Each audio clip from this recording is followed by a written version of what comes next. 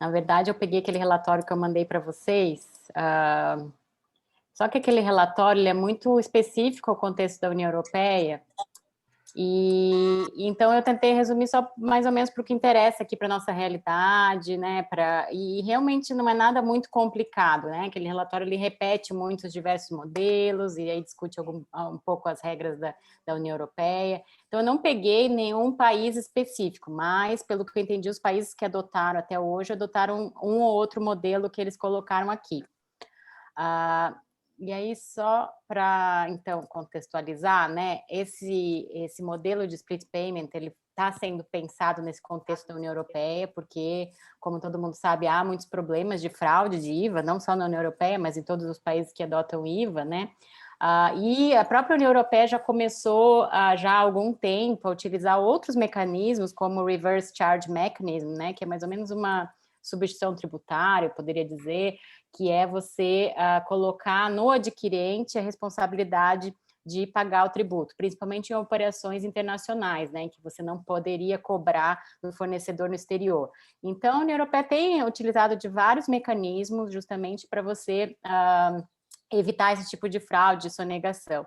Nós temos aí vários problemas que se chamam de missing trader fraud, a fraude carrossel também, que basicamente é você recolhe o imposto, né, cobra o imposto do seu adquirente, mas depois não repassa os cofres públicos, né, e a fraude carrossel é também um tipo dessa missing trader fraud, né, que depois o governo vai atrás desse fornecedor que cobrou o tributo do seu adquirente e não recolheu, e aí ele simplesmente desaparece, era um laranja, etc., e a fraude carrossel também é nesse sentido aplicada em várias vezes, né, em operações dentro da comunidade europeia, fazendo uso, né, das regras de comércio interno da União Europeia, e aí também cria esse tipo de fraude.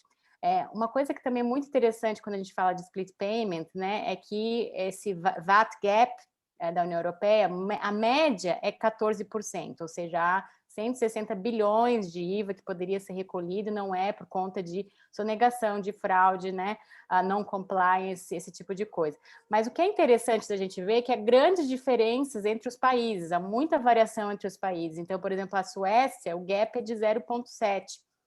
Enquanto que na Romênia, que é justamente um dos países que adotou o split payment, é 33%, é um terço praticamente do IVA que não é recolhido. Então vejam que há um incentivo maior para que esses países com maior gap adotem esse tipo de mecanismo que facilita a arrecadação e combate a fraude, a sonegação. Então, o split payment ele justamente é aplicado e nasce nesse contexto como um método para combater e diminuir esse tipo de fraude e otimizar a arrecadação também por conta do poder público.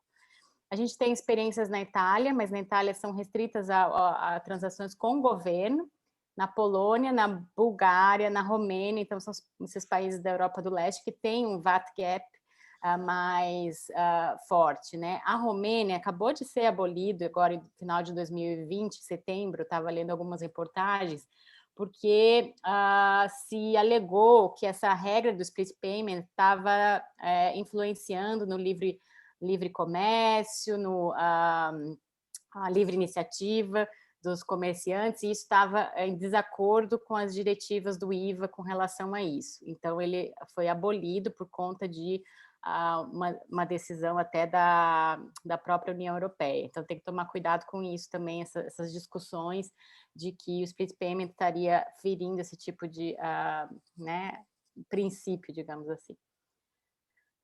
Bom, aqui eu trouxe esse problem tree, né, essa árvore de problemas que eu achei muito interessante que está nesse relatório, né, então a gente tem ali os efeitos que é a perda de recursos, né, e aí, portanto, é que a gente chama de VAT gap, aí tem os problemas de fraude, de não compliance, que pode ser negligência, pode ser planejamento tributário, pode ser simples evasão, né, que você deveria arrecadar e não arrecada, e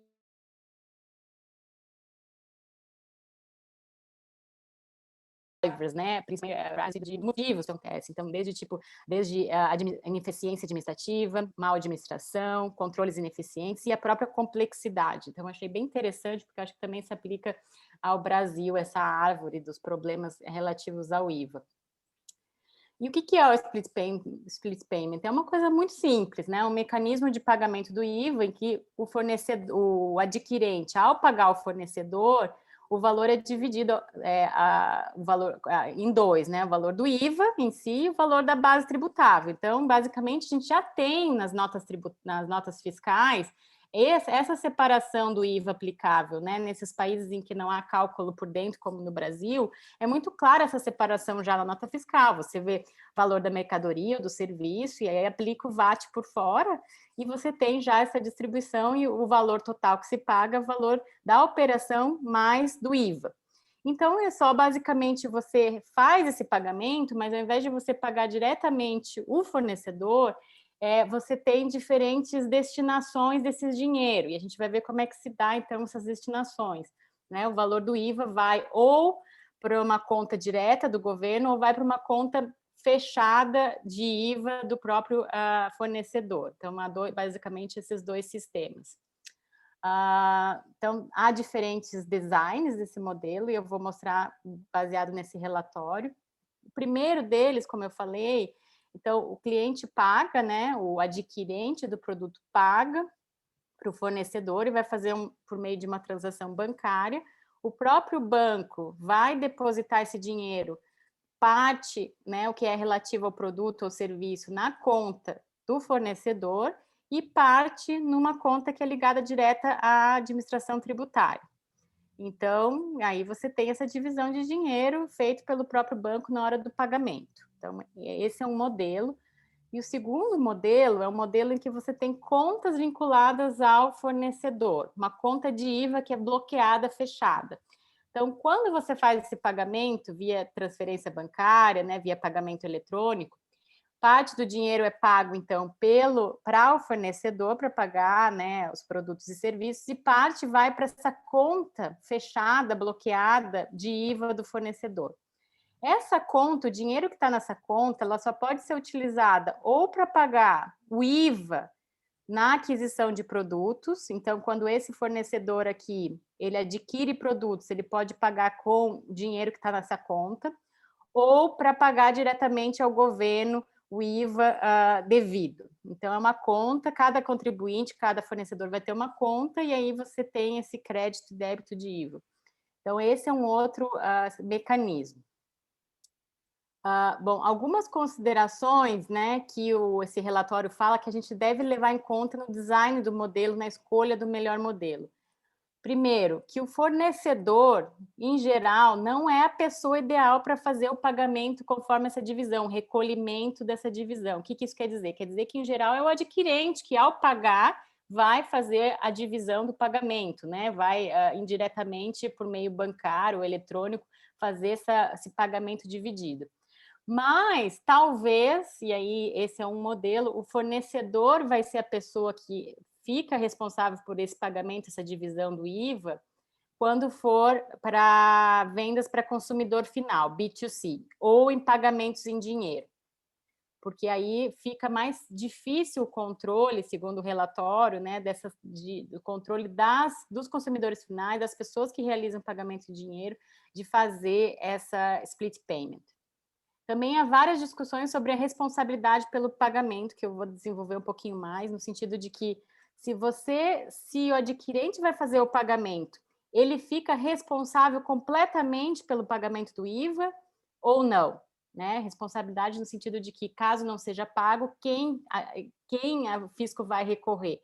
Né? Vai ser o consumidor, vai ser o adquirente, vai ser o fornecedor. Então, há discussões sobre a responsabilidade do pagamento, que eu acho que são super relevantes aí no Brasil, porque a gente tem toda essa discussão de responsabilidade solidária, etc. Então, a gente vai ver como é que essa responsabilidade é repartida nos diversos modelos. Também há um problema que se fala ali no relatório do uso dessas contas bloqueadas de IVA, né, que não necessariamente pode ser factível, né, de você criar todo um sistema com várias contas bloqueadas dentro de um país, e aí eles estão falando da União Europeia que teria que ser criada em cada país uma conta bloqueada. Então eles falam que seria um custo de transação muito alto, né, dadas as escalas das operações, muitas partes envolvidas. Então há essa dificuldade de criação dessas contas bloqueadas. E por fim, eles aventam, né, em alguns países houve esse mecanismo de split payment foi adotado para certos valores, né, de transação. Então, a partir de, sei lá, R$ 1.000, você usa o split payment, ou então um mecanismo em que você só recolhe 50% do IVA a título de split payment. Então, você pagaria, se na transação R$ 100 é devido de IVA, você só recolheria 50 direto para o governo, o outro 50 você recolheria normalmente para o fornecedor, tal como é o atual sistema.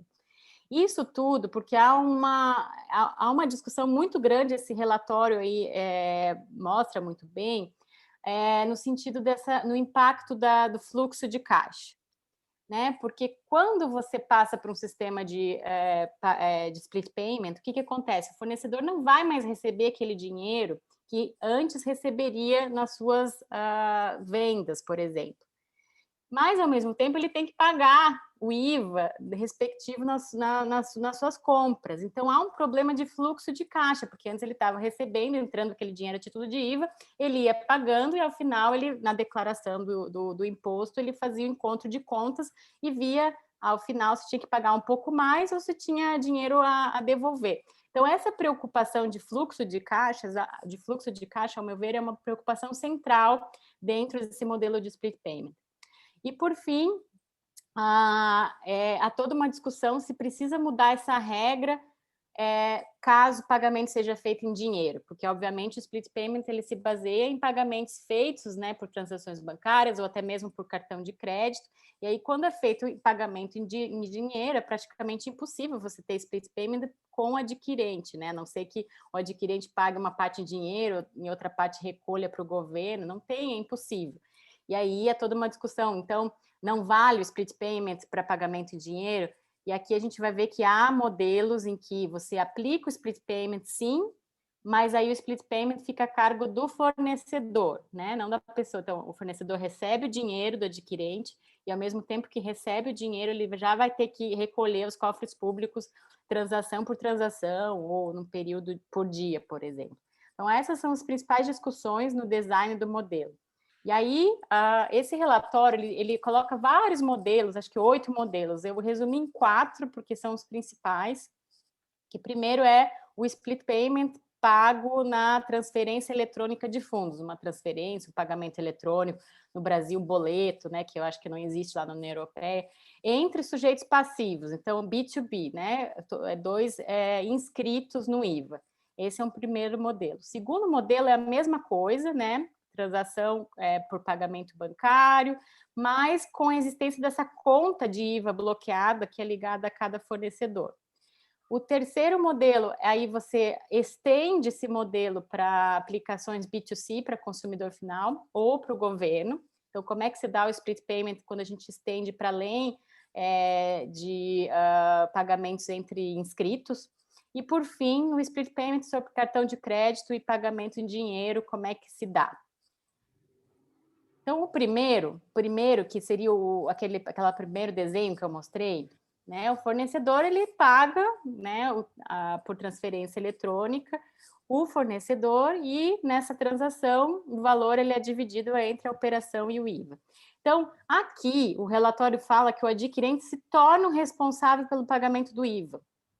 Ou seja, o fornecedor deixa de ser responsável, o fisco não pode ir atrás do fornecedor. Caso o adquirente não pague naquela transação, o único responsável seria o adquirente. É isso que fala o relatório. Então, mas o fornecedor ele só teria a responsabilidade de indicar na nota fiscal qual o valor do IVA. Então, ele, né, se houver alíquotas diferenciadas, ele tem que aplicar a alíquota correta. Seria a única responsabilidade do fornecedor nesse caso. E aí eu não vi no relatório como é que fica a questão dos créditos. Isso aí realmente eles não entram nessa questão, se o fornecedor, mesmo se o adquirente não fizer o pagamento, o recolhimento, se o fornecedor mesmo assim, acredito que não, eles não entraram nesse detalhe dos créditos.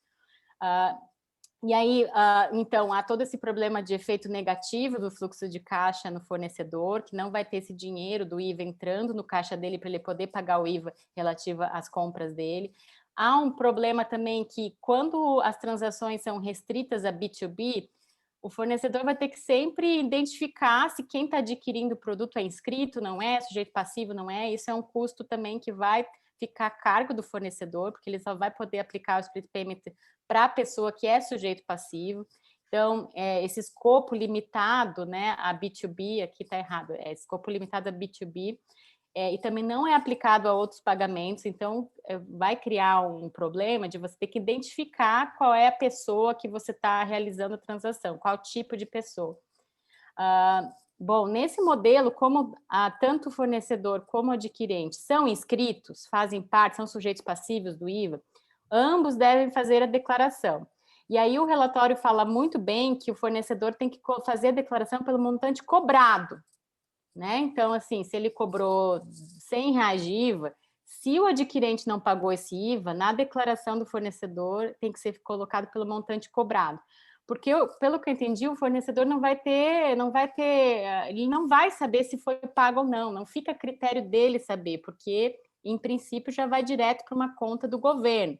Então, os únicos que vão fazer a única pessoa que vai fazer o controle se o IVA foi pago ou não é o governo. O fornecedor não tem como saber, ele só tem como saber o que ele colocou na nota fiscal para o adquirente pagar. E uma outra questão é que o relatório coloca que nesse tipo de split payment há necessidade de se criar uma declaração, uma obrigação acessória adicional, em que o fornecedor ele deve declarar as transações que foram sujeitas ao split payment. Então, haveria uma obrigação acessória adicional que deveria ser criada para o controle dessas transações. Então, esse é o primeiro modelo. O segundo modelo é mais ou menos a mesma coisa, né? Só aplicável a B2B, a business to business, mas com o uso dessa conta de IVA bloqueada. Então, é igual ao primeiro modelo, mas usa essa conta bloqueada de IVA ligada ao fornecedor, e aí o pagamento vai para essa conta bloqueada, cujos valores só podem ser usados para pagar o IVA, seja pagar o IVA para o fornecedor, seja para o próprio governo. E aí a diferença é que, como essa conta ela é ligada ao fornecedor, o fornecedor tem acesso a essa conta e pode checar se o adquirente pagou ou não, né? Se pagou ou não o tributo, o fornecedor vai ter acesso a isso.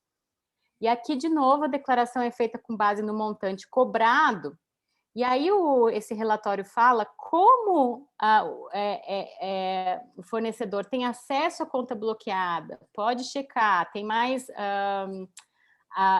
poder de administração, né, com relação ao IVA que foi pago ou não, ele vai ter que declarar o montante cobrado, e caso o adquirente não fez o pagamento nessa conta aí bloqueada, ele vai ter que pagar quando fizer essa declaração, né? Então, isso que eu achei bem interessante, porque, de certa forma, o fornecedor fica responsável solidário, digamos assim, no momento em que faz a sua declaração. E aí, o terceiro é, então, quando você estende esse mecanismo para consumidor final e para governo. Então, e aí, quando você fornece para o governo, qual que é o problema? O problema é que essas entidades governamentais, geralmente, elas não são inscritas para a IVA, né? São entidades imunes, isentas. Mas, mesmo assim, o relatório fala que, mesmo não sendo inscritas, mesmo elas não sendo sujeito passivo, o tratamento deve ser igual a vendas B2B. Então, os governos têm que, sim, recolher na hora de pagar o IVA, tem que recolher direto para os cofres públicos, como se fosse um inscrito, uma pessoa jurídica, sujeito passivo do IVA. Agora, já para transações para consumidor final, o relatório, então, coloca que a pessoa que vai ficar responsável pelo pagamento não vai mais ser o consumidor final, porque é muito difícil o controle, a dificuldade de exigir que o consumidor seja o responsável, é custoso, é difícil. Então, aí a responsabilidade passaria para o fornecedor. Quando o fornecedor recebe o dinheiro do consumidor final, ao invés de o consumidor final pagar direto para essa conta do governo, seria o fornecedor que ficaria encarregado em recolher. Porque, segundo o relatório, seria mais prático, né, manter o fornecedor, fácil controle, etc. Mas aí o fornecedor ele teria que recolher a cada operação ou em períodos curtos, como, por exemplo, uma vez ao dia, não somente na declaração final, mensal, né, ou dependendo da periodicidade da declaração de IVA. Bom, e por fim, o último modelo eles colocam com cartão de crédito e com dinheiro. E aí, com cartão de crédito, eles dividem em 2 modelos. Um é o cartão de crédito feito remotamente, ou seja, eu compro alguma coisa online com meu cartão de crédito, e aí eles colocam que deve ser aplicadas as mesmas regras, B2B, B2G e B2C, as mesmas regras. Mas aí eles falam que quando a compra de cartão de crédito é feita presencialmente, segundo eles, né, eu também fiquei um pouco na dúvida se é verdade ou não, seria muito difícil na hora de você pagar o cartão de crédito, você fazer essa divisão de pagamento direto para o governo, parte do IVA. Então, eles colocam que quando a gente vai numa loja e paga com cartão de crédito, o melhor é você tratar isso sempre como uma venda consumidor final, né? E aí o fornecedor, quem está vendendo a mercadoria, que vai ficar responsável em recolher esse tributo. Eu fiquei na dúvida até que ponto isso é verdade ou não. E, por fim, pagamento em dinheiro, eles também falam que, né, como é muito difícil o controle, eles têm que tratar como se fosse uma operação a consumidor final sempre, e aí quando é consumidor final, essa responsabilidade de pagamento passa para o fornecedor e não mais para o adquirente. Então, pagamento em dinheiro, como é impossível, porque o split payment justamente coloca a necessidade de passar por um sistema bancário, o fornecedor deve receber o dinheiro e repassar a arrecadação para os cofres públicos. E aí, só para acabar, eu achei bem interessante aqui que eles fizeram vários cálculos de quanto esse mecanismo de split payment iria diminuir o VAT gap da União Europeia. Então, eles colocam as diferentes opções. Então, vejam aqui, né? Essa fraude que eu falei aqui do missing trader iria cair de 50% a 70%, e aqui na opção 4, né? Quando usa para dinheiro, para cartão de crédito, 70% a 90% do VAT gap. Né? Então, aqui, aquele VAT gap de 14% iria cair quase que inteiramente aqui com a opção do número 4. Aí, não compliance, né, casos em que você não recolhe, não por conta de fraude, mas simplesmente por sonegação, iria cair 50%, 70%. Então, vejam que é significativa a redução do VAT gap. Quase não há mais VAT gap se você utiliza esses mecanismos de split payment. E uma outra questão que eles colocam é que o split payment vai criar algum tipo de obrigatoriedade de novas declarações, principalmente acessórias, né? E aí eles calcularam aqui, por exemplo, na opção 1, se você implementar só um split payment B2B, só entre inscritos, vai criar a necessidade de cada empresa ter uma outra declaração, que é justamente a declaração sujeita a split payment. E isso vai ter um custo de 299 euros por empresa, né, para criar esse split payment do VAT, essa obrigação de declaração. E, além disso, você tem que criar um mecanismo no seu sistema de ter uma lista das vendas sujeitas a split payment, o que vai aumentar em 500 euros, né, por business. Então, eles calcularam que vai ter um aumento de quase 100 bilhões dentro da União Europeia de custo para as empresas para o controle desse split payment. E aí eles fizeram em cada opção quanto que isso aumentaria. Que é? Aqui também, né? Aqui no último cenário, né? No último cenário, então você teria um aumento aqui de algumas transações que não são aplicáveis hoje no VAT, no IVA lá da União Europeia. Então, todas essas novas declarações aqui gerariam um custo adicional para as empresas na implementação do IVA. E eles fazem esse mesmo custo com relação às administrações tributárias. Quanto que custaria para as administrações tributárias implementar? E aí tem vários gráficos lá de custo-benefício, né? Então, já que você está diminuindo o VAT gap, mas você tem esses custos de operação para implementação, qual que seria o custo-benefício? Então, sempre nesses cálculos que eles fizeram, sempre o benefício era maior, obviamente, que o custo para a implementação do programa. Bom, e é basicamente isso. Realmente, assim, não tem muita complicação. A questão mesmo é operacional, com base no sistema bancário, como é que vai se dar a implementação, mas, em geral, assim, o modelo, né, o desenho é muito simples. E é isso, professor, que eu tinha para